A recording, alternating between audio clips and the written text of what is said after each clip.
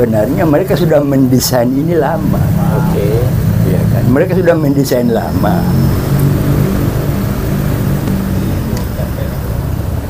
Ketika SBY menjadi presiden, itu pengaruh Amerika masih kuat.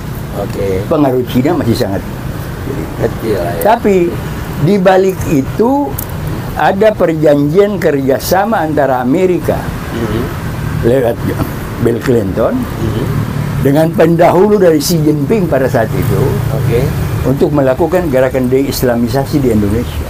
Oke.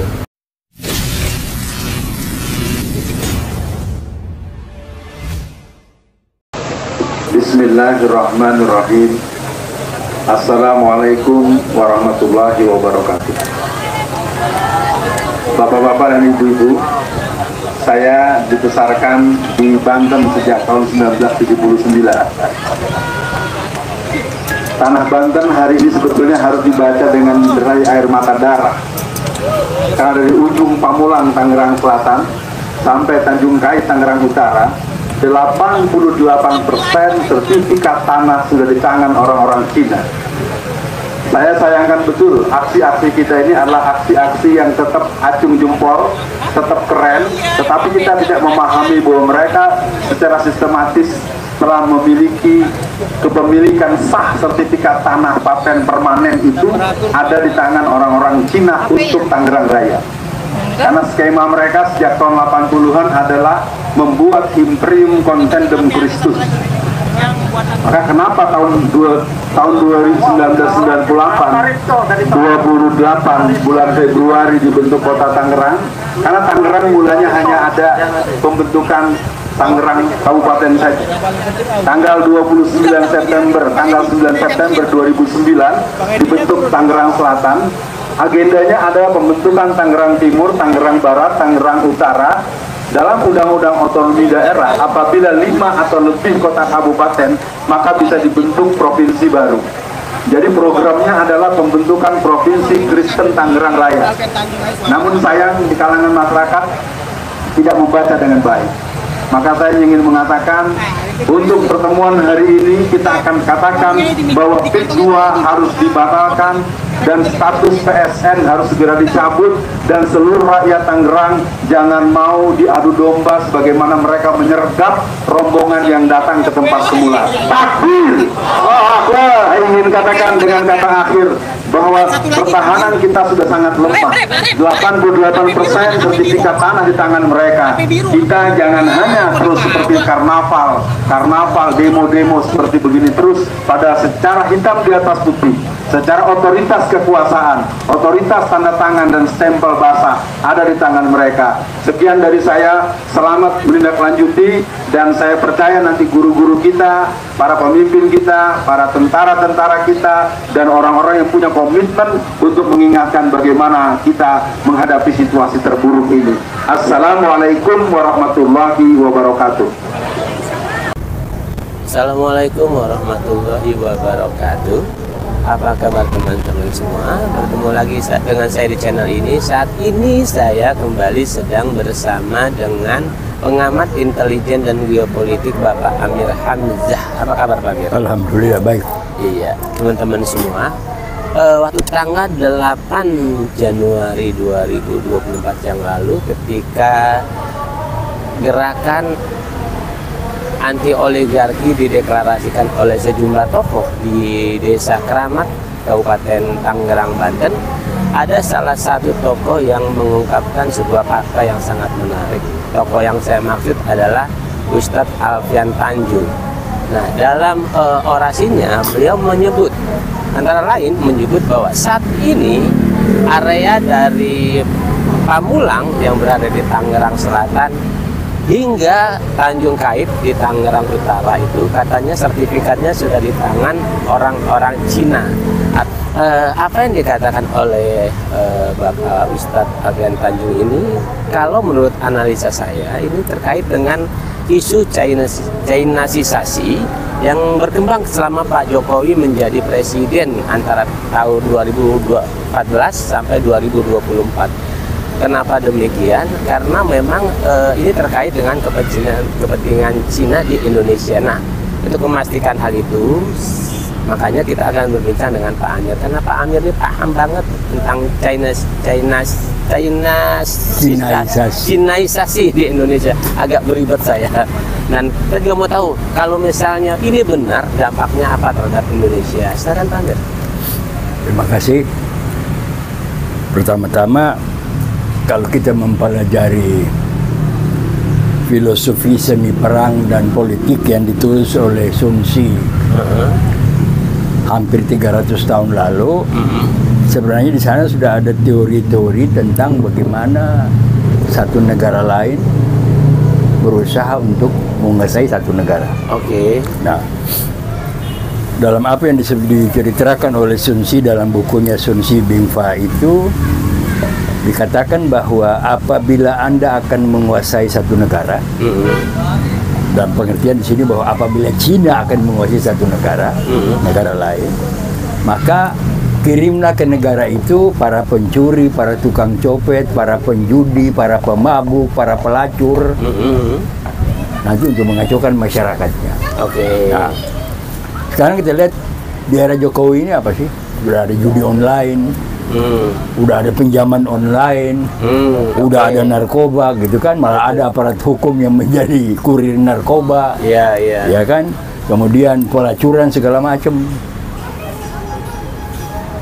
pemabuk segala macam.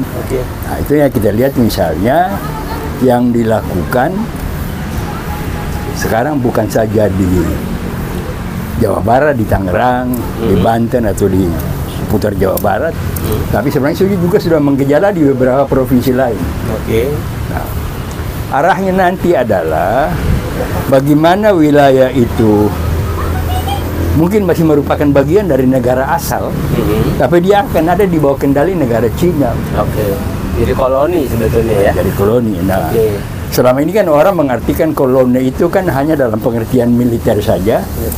Di mana istilah koloni ini kan muncul waktu ada terjadi perang saudara di Spanyol kira-kira sekitar abad 14, kan? Di mana ada satu kelompok tentara akan merebut ibu kota Madrid. Sebelum dia merebutnya, dia susun dulu 4 koloni, artinya 4 kekuatan. Di samping itu dia susupkan juga orang-orang dia menyusup juga masuk ke Madrid. Nah, itu yang dinamakanlah koloni kelima. Nah, setelah itu dia selesai, sudah ada orang-orang dia susupkan masuk ke dalam, yang antara lain terdiri dari pelacur, penjudi, pemabuk segala macam. Baru dia umumkan bahwa saya akan merebut Madrid dalam sekian waktu karena saya udah punya 4 pasukan dan pasukan kelima saya udah ada di dalam, maksudnya di kota Madrid. Nah, inilah yang kita lihat. Oleh karena itu sebenarnya kalau kita paham benar PSN atau PIK 2, nah, PSN-nya bukan saja, kalau saya bilang PSN bukan saja yang ada di Banten ya, bukan saja yang ada di Tangerang, tapi juga yang ada di provinsi-provinsi lain. Ini sebenarnya merupakan bagian dari perang asimetris. Nah, cuma susah kita membacanya karena beberapa hal adalah Cina sekarang itu kan menganut 2 ideologi, yaitu komunis dan liberalisme kapitalisme. Nah, dia tetap menjadikan komunismenya sebagai pengendali dari kekuasaan negaranya, tapi dalam hubungan negara-negara lain dia memanfaatkan ideologi liberal dan kapitalis. Nah, oleh karena itulah maka dia manfaatkanlah orang-orang keturunan Cina yang ada di negara tertentu dengan memberikan suntikan modal, dengan memberikan kesempatan dan lain sebagainya untuk mereka dapat berintegrasi, bersinergi, berkomunikasi dengan masyarakat setempat termasuk dengan pejabat-pejabat. Kan? Nah, inilah yang sebenarnya dimaksudkan dengan gerakan komunisme gaya baru atau KGB. Artinya ideologi komunisnya tidak kelihatan, tapi dia memanfaatkan jaringan-jaringan kapitalisme ribelisme tadi untuk menguasai satu negara. Ya. Nah, sehingga yang nampak misalnya orang-orang dia tidak komunis, tapi kan dia menjalankan kepentingan Cina. Nah, itulah yang nanti kita lihat perkembangannya adalah setelah dia menguasai masyarakat, maka nanti arahnya bahwa di daerah-daerah tertentu dia akan memanfaatkan peraturan pemerintah dan dia sudah pelajari itu. Satu contoh saja misalnya bagaimana mereka mendesain sebuah rencana agar mereka secara sistematis bisa menguasai wilayah itu. Satu wilayah adalah laut yang sudah dipagar ini ternyata sudah ada sertifikat hak guna bangunannya di BPN Banten apa, ya kan? Hak guna bangunan itu hanya berlaku untuk tanah, wilayah daratan kan, bukan lautan. Nah, itu berarti bahwa yang sekarang mereka pagar itu kan akan bakar mereka keringkan dalam bentuk proses reklamasi. Akan diuruk ya. Akan diuruk dan setelah diuruk dia sudah punya sertifikat. Betul. Nah, ini keanehan. Kenapa pejabat kita terlibat di situ? Kenapa sampai pejabat kita teledor di situ? Nah, inilah yang kemudian barangkali menjadi pekerjaan besar dari Presiden Prabowo untuk melakukan hal-hal bagaimana menyelamatkan bangsa dan negara ini, mempertahankan kedaulatan negaranya, mengembangkan kedaulatan rakyatnya, yang baru hari ini Prabowo mengumumkan bahwa dia sudah punya asta cita. Nanti kita uraikan sendiri lagi. Tapi apakah asta cita ini nanti akan merupakan respon positif terhadap gejala-gejala yang sekarang berlangsung? Tentu harus kita periksa dulu. Nah, apa sebab Cina begitu mudah melakukan perang asimetris yang kita tidak bisa pahami? Karena apa? Selama 10 tahun pemerintahan Jokowi, kan Jokowi memberi kesempatan dalam bentuk investasi segala macam. Satu contoh misalnya, katakanlah sekarang kalau kita bicara PSN, bukan saja sekedar kita bangga karena kemarin marinir kita sudah mencabut pagar, ya kan? Itu kan baru satu peristiwa, ya kan? Tapi apakah ini akan menggambarkan bahwa TNI khususnya Angkatan Laut akan melindungi kepentingan rakyat, akan melindungi kedaulatan negara? Karena masih tanda tanya. Karena apa? Untuk merespon PSN khususnya di Tangerang, kan kita mesti pelajari dulu. Saya baca catatan ini ada peraturan pemerintah nomor 42 tahun 2021. Ada peraturan Menteri Perekonomian, Menteri Koordinator Perekonomian nomor 7 tahun 2023. Ada peraturan Presiden nomor 58 tahun 2017. Ini kan semua akan terjadi, peraturan ini diperlukan pada saat Jokowi memerintah kan, yang memberi kemudahan bagi mereka. Nah, jadi kalau kita bicara PSN dalam rangka pengertian melindungi bangsa dan negara, melindungi seluruh tumpah darah Indonesia, sebagaimana yang selalu digambar-gemborkan oleh Presiden Prabowo dengan mengutip alinea keempat dari Undang-Undang Dasar 45, maka jawaban pastinya adalah seluruh undang-undang ini harus dibatalkan.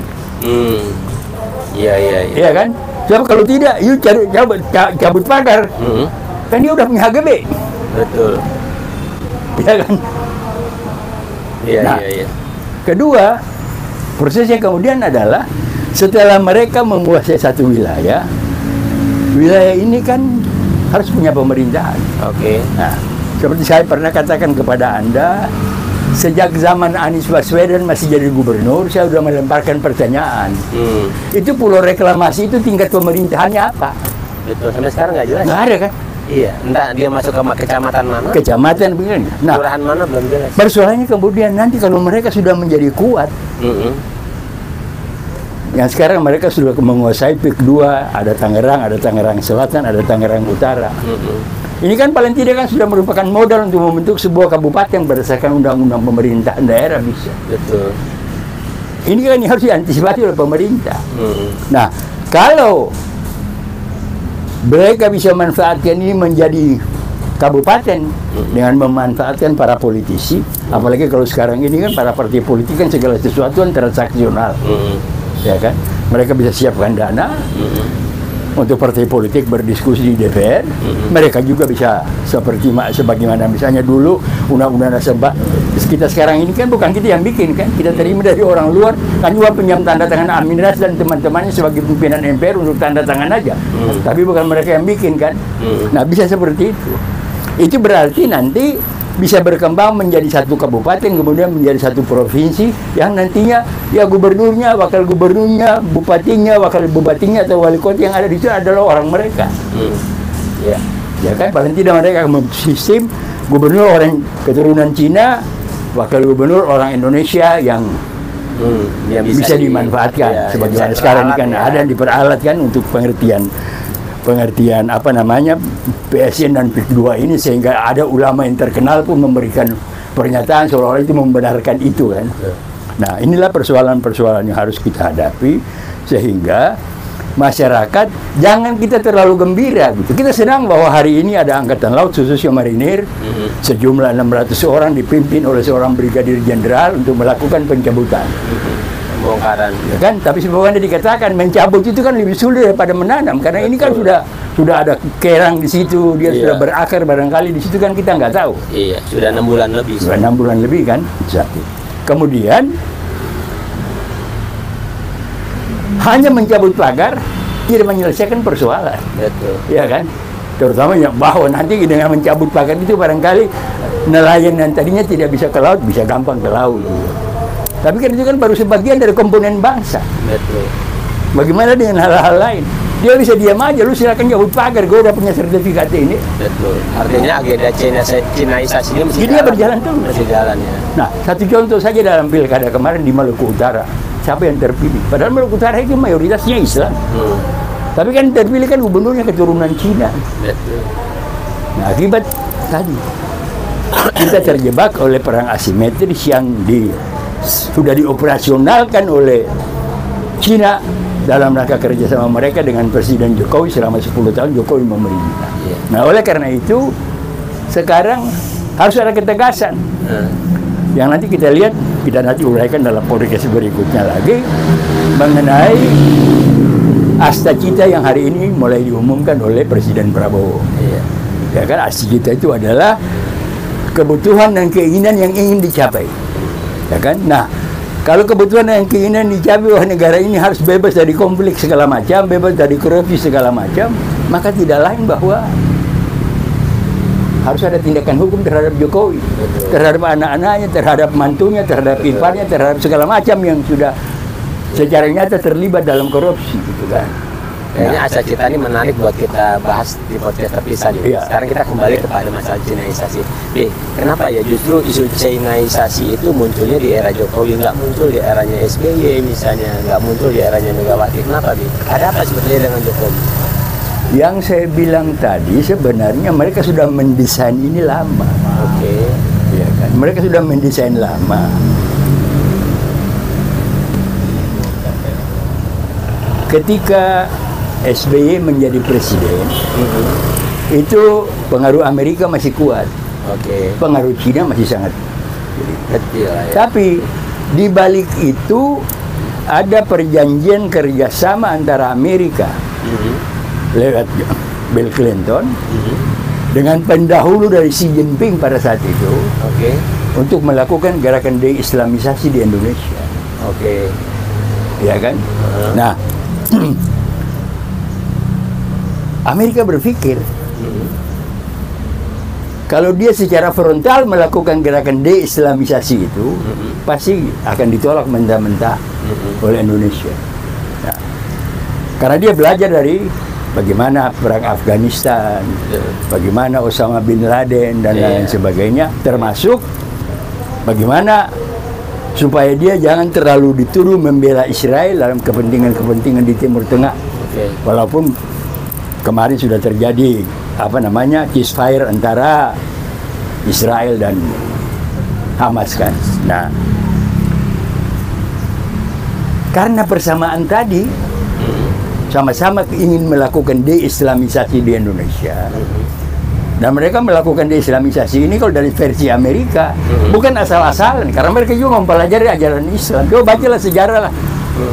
Sabda Nabi, apa yang dikatakan oleh Nabi besar Muhammad SAW tentang akan turunnya kembali Nabi Isa alaihissalam, tentang akan turunnya Imam Mahdi dan lain sebagainya, tentang akan datangnya pasukan dari timur untuk membantu menjadi pasukannya Imam Mahdi memerangi para pasukan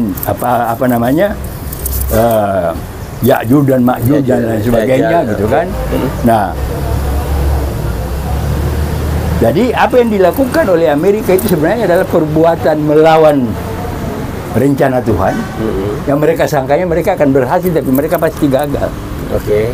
Cuma karena ketidakpahaman kita terhadap itu, maka kita menjadi korban. Nah, Amerika berpikir kalau mereka yang secara frontal melakukan deislamisasi, tentu kan akan mendapat hambatan yang. Nah, oleh karena itu dia berpura-pura, sampai-sampai dia menciptakan peraturan anti-Islamfobia, ya kan? Nah, tetapi Cina yang didorong. Karena apa? Ideologi komunis itu kan ateis. Betul. Ya. Nah, disinilah kita jangan hanya menganggap bahwa seluruh kekuatan kita bangkitkan, seluruh potensi nasional yang ada kita bangkit untuk menghantam Cina lalu meninggalkan Amerika saja, membiarkan Amerika juga tidak. Kita harus waspada di tengah-tengah itu. Nah, karena apa? Nanti kita lihat. Mungkin kita lihat dari berbagai konflik yang ada pada tataran global, agak sulit Amerika menyerang Indonesia karena investasi dia juga banyak. Betul. Ya kan? Ada Freeport. Ada Freeport, ada yang di Aceh begitu banyak. Betul. Gitu kan? Yang di Kalimantan juga begitu banyak gitu. Begitu pula juga adalah masalahnya investasi dia itu kan bukan dia sendiri kan, ada kerjasama dengan Inggris, ada kerjasama dengan Belanda, ada kerjasama dengan negara-negara Uni Eropa, sehingga dia juga akan disalahkan kalau dia menyerang Indonesia kan. Rusaknya investasi mereka di sini bukan saja Amerika yang rusak, tapi Belanda, Inggris dan lain-lain juga kan ikut rusak. Demikian pula hanya dengan Cina. Tetapi Indonesia bisa menjadi ajang perang dari Cina. Ajang perang antara Amerika dan Cina. Oke. Caranya gimana? Makanya kita lihat dalam rangka Indo-Pasifik saja, Indonesia ini sudah dikelilingi oleh lebih kurang 15 pangkalan militer Amerika. Ya kan? Apalagi sekarang mulai muncul berita, saya udah punya videonya, Australia akan terpecah menjadi 3 negara. Artinya akan ada tambahan Australia Utara dan Australia Barat. Johor, Sabah, Sarawak, rencananya juga akan keluar dari Malaysia dan bikin negara sendiri. Mindanao, Moro, demikian pula halnya.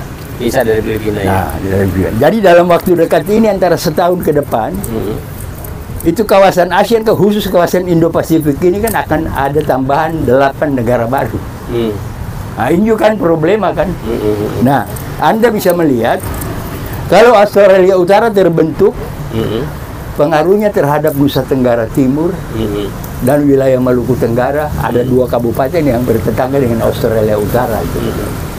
Bisa dicaplok gitu. Nah, begitu pula kalau Mindanao dan Maroko, orang-orang di Maluku Utara, saudara-saudara kita kaum muslimin yang Maluku Utara itu ada hubungan darah dengan mereka yang dari Moro dan dari Mindanao. Betul. Ini kan bisa berpengaruh. Betul. Nah, sehingga ancaman disintegrasi kalau tidak mendapat perhatian dari Prabowo untuk menegakkan apa yang dia selalu ngomong, melindungi segenap bangsa dan seluruh tumpah darah Indonesia, maka gejala-gejala disintegrasi itu akan makin nampak karena pengaruh-pengaruhnya akan makin banyak. Oke. Nah, di sini kita lihat kalau Amerika nyerang Cina, dia tidak perlu nyerang Cina ke daratan. Semua investasi Cina seperti ada di Maluku Utara, di Halmahera, ada di Sulawesi Tenggara, investasi nikel segala macam kan bisa. Cina bisa menyerang Freeport segala macam, bisa menyerang investasi-investasi, stasiun-stasiun penambangan minyak bahan bakar dan lain sebagainya yang ada di Aceh dan lain sebagainya. Kita apa? Ya kan? Oke. Nah, sementara itu di wilayah-wilayah tertentu, potensi kita untuk menggerakkan rakyat kita, pertama-tama kita sudah punya konsep sistem pertahanan keamanan rakyat semesta. Nah, contoh misalnya kan pernah ada suara-suara pagar itu bukan masyarakat belum pernah laporkan, tapi sudah pernah dilaporkan kepada TNI, malah TNI bilang diam aja loh. Iya, pernah juga dilaporkan ke dinas. Iya kan? Karena ini kan berarti ada sesuatu yang aneh pada aparat kita, ada sesuatu yang aneh juga pada instansi-instansi pemerintah kita, menyangkut hal-hal yang berkaitan dengan kewajiban kita semua untuk melindungi kedaulatan negara kita, untuk mengembangkan kedaulatan rakyat kita kan. Nah, inilah persoalan-persoalan yang sebenarnya kita mengharapkan agar besok hari Senin udah hari ke-90 dari pemerintahan Jokowi. Nah, orang tinggal mengharapkan tinggal 10 hari menjadi 100 hari ini apa yang dilakukan oleh Prabowo. Paling tidak adalah seperti saya katakan tadi, rasa riang kita karena sudah mulai turun TNI untuk mencabut pagar. Rasa riang kita karena Ketua MPR menyatakan bahwa semua itu dilakukan atas perintah Presiden. Tapi itu kan hanya pada tataran operasionalnya. Hal-hal yang menyangkut pemasangan pagar, hal-hal yang menyangkut pemasangan batasan, ini punya gua, ini segala macam, itu kan aturannya ada. Nah, seperti misalnya sudah ada ini kan mereka di Bekasi karena merasa mereka melakukan penanaman bambu itu karena ada izin dari pemerintah Jawa Barat dan pemerintah Bekasi, maka kan mereka akan menggugat TNI Angkatan Laut yang kemarin katanya juga ikut mencabut bambu-bambu yang ada di pagar kan. Nah, ini kan berarti bahwa masalahnya bukan pada sekedar mencabut pagar, tapi sumber masalah itu apa? Sumber masalah itu adalah Jokowi dan adalah kewajiban dari Presiden Prabowo untuk menghentikan, paling tidak membatalkan atau tidak membekukan, atau paling tidak mengumumkan bahwa seluruh keputusan baik peraturan Presiden, peraturan pemerintah, peraturan Menko maupun apa saja yang ditetapkan di era Jokowi yang sama sekali merugikan kepentingan masyarakat, maka semua peraturan itu dibekukan dan akan ditinjau kembali. Artinya memang Cinaisasi ini sepertinya ada kepentingan Amerika di baliknya. Ada tentu. Oke. Ya kan? Jadi Amerika kan sekarang kan dia tidak terlalu di sekitar Amerika bagian timur, bagian barat kan masih ada pulau-pulau kecil yang sekarang juga mereka pakai untuk rapat-rapat rahasia di situ kan. Nah, dan tidak terlalu kondisi penduduknya tidak terlalu seperti Cina. Cina memang sekarang usaha Cinaisasi yang harus dilakukan yang antara lain nanti dari wilayah-wilayah yang setapak demi setapak dia kuasai. Lalu kemudian pada tingkat tertentu itu bisa menjadi kabupaten dan kota saja, kan dia bisa masukin orang dia. Nah, Anda lihat sudah berapa? Kalau kita lihat teman-teman dari berbagai LSM yang sudah melakukan penelitian tentang pemasangan pagar bukan saja di Jakarta tapi di Surabaya, di Sulawesi, ya, itu kan udah melihat kan. Nah, kalau misalnya mereka bisa memanfaatkan peraturan perundang-undangan selama peraturan ini tidak dibekukan oleh Prabowo, maka kan kemungkinan mereka dengan modal yang kuat mereka bisa membayar anggota dewan untuk melakukan peraturan menerbitkan peraturan perundang-undangan tentang pembentukan kabupaten baru atau daerah otonomi baru, maka mereka sudah menang. Nah, sekarang ini kan mereka sudah menang biji karena aturan itu ada. Iya, Pak, terkait dengan masalah Cinaisasi itu, sebetulnya kita sudah terlambat belum untuk bertindak dengan sekarang ini ya, dengan adanya PSN Pik 2, Rempang. Ya sebenarnya kita sudah agak terlambat, tapi masih bisa kita harapkan bahwa better late than never. Lebih baik terlambat daripada tidak sama sekali. Oleh karena itu, nanti baru kita podcast tentang hashtag kita dalam kesempatan lain. Tapi yang saya bilang tadi, paling tidak menghadapi kondisi ini, karena ini kan sama sekali kan pengingkaran, pengkhianatan, infiltrasi, penetrasi terhadap apa yang selalu didengungkan oleh Presiden Prabowo. Tugas negara melindungi segenap bangsa dan seluruh tumpah darah Indonesia. Nah, untuk dia melakukan itu, semua peraturan yang ada ini harus ditiadakan. Karena ini yang menjadi angkanya. Jangan anggap bahwa, wah udah cabut pagar, udah beres. Iya, betul. Besok mereka bisa tahan, malah gua punya aturan kok. Betul. Ya, teman-teman semua, memang kalau kita bicara tentang Cinaisasi ini sebetulnya terkait dengan kedaulatan negara ya Pak? Iya. Karena kalau kedaulatan negara, kedaulatan rakyat. Betul. Karena kalau sampai Cinaisasi ini berhasil, otomatis kita ini menjadi bagian dari semua, Pak. Walaupun kita tetap dibilang Republik Indonesia, tapi di bawah perintah dia, di bawah Cina. Iya, di bawah Cina. Iya. Jadi negara koloni dia. Iya. Makanya itu sekarang ini sebetulnya tergantung Pak Prabowo, dia sanggup atau enggak Pak ya, dan juga rakyat Indonesia kan ya, mesti menyadari itu ya. Iya. Karena kan kita ini udah pernah dijajah oleh Belanda, sudah pernah terutama juga aparat negara yang sekarang ini terjebak oleh permainan transisional yang ditawarkan oleh kaki tangan Cina yang ada di sini gitu. Iya. Dan kita berharap masyarakat yang masih cinta Indonesia ya Pak ya, berbuat sesuatu agar Cinaisasi ini bisa kita batalkan gitu, digagalkan ya. Iya. Iya. Nah, Pak Amir, makasih Pak Amir. Ya teman-teman, demikianlah bincang-bincang dengan Pak Amir. Semoga apa yang disampaikan oleh Pak Amir ini bermanfaat dan membuka wawasan baru tentang bagaimana kondisi negara kita sekarang. Karena memang kita sedang dirongrong oleh apa yang namanya Cinaisasi itu ya Pak ya. Karena kalau kita ingin tetap menjadi bangsa Indonesia, negara ini tetap eksis, kita punya kedaulatan, kita harus bagaimana berjuang menghentikan itu ya Pak ya. Ya, dan teman-teman, kita bertemu lagi pada podcast selanjutnya. Assalamualaikum warahmatullahi wabarakatuh. Waalaikumsalam.